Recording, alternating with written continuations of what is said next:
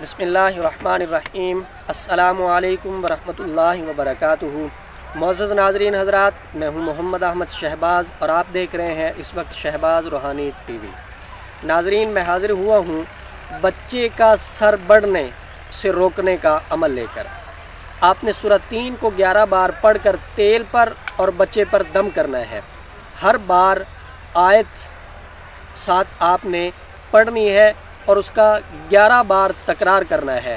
آیت کون سی؟ لَقَدْ خَلَقْنَا الْإِنسَانَ فِي أَحْسَنِ تَقْوِيمٍ۔ اور ایک بار سورہ مکمل ہو تو 3 بار آیت شفا پڑھ کر دم کریں۔ کون سی؟ وَنُنَزِّلُ مِنَ الْقُرْآنِ مَا هُوَ شِفَاء۔ اس طرح 11 بار سورہ 3 مکمل کریں۔